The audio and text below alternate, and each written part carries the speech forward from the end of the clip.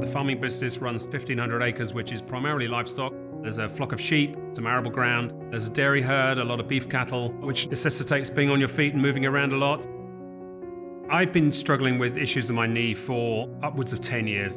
Started early 40s, I'm now 56. I've been very active throughout my life, played a lot of sports. Clearly being a farmer with a lot of livestock, there's a lot of physical work involved. Problems started probably early 40s and have got progressively worse. I've had a number of operations, various arthroscopies, cartilages, etc., right through from mid-40s onwards.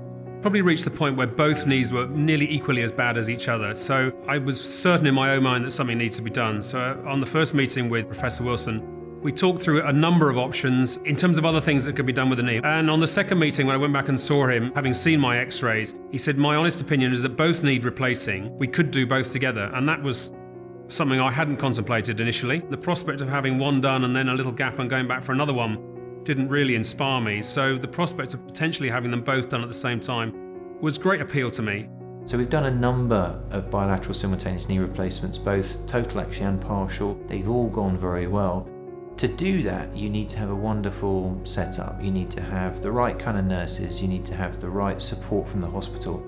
You also need to have a very experienced person to do the surgery with you. What you want with your surgery is you want to be as quick as you can. You want to be as accurate as you can. You want to have a good plan and you want to execute that perfectly on the day. If there are two of you doing it, it can all happen a lot quicker. We have a very unique setup between Professor Wilson and I, where the two of us do all our operating together. We operate out of the Wellington Hospital. We perform all our operations as a dual consultant-led operation. Typically, this operation is done staged, so you have one knee replacement done at one point, and then 6 months later or a year later, you have the second operation again. Now, the obvious disadvantage of that is that it means two separate anaesthetics, two separate recovery periods. The operations were relatively swift. I was in and out of surgery in about 2.5 to 3 hours. Obviously, with an epidural, you've got the upside of a much quicker recovery physically coming round, so it was literally back round within hours. Their pain relief sort of immediately post-op and the ice treatment are the other key elements that really improve and really make that initial recovery quite remarkable. He said, I can't believe it. Neither of these knees are hurting me at all. Day 2, he'd been up a bit. He said, still, it's not hurting me. Now, we also use very sophisticated cryotherapy devices, which are amazing because they deliver not just ice and cold temperature, but they also deliver some pressure.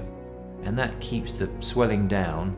I came home day 7 and I barely used my crutches from the day I came home. By week 3, I was driving and I wasn't doing that foolhardily. I felt quite confident. By week 5, I was probably walking further than I'd walked in 5 years.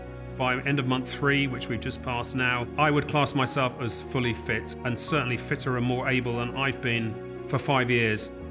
He's the perfect candidate because he's fit, he's well, he's extremely motivated, and so someone who fits all of those criteria would be a perfect patient to undergo this sort of surgery.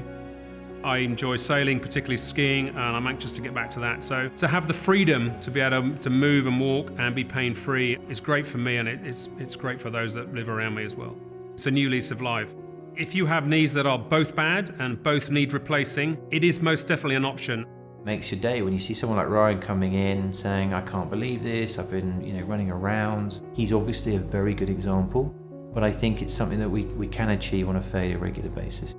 I haven't been able to walk into town for probably about 3 or 4 years, and if we had to walk home late one night when we couldn't get a taxi, it would take me probably about 40 minutes to an hour. I'd have to stop about 4 times on the way. I can now strut in there in 15 minutes, no problem at all. It's the little things in life.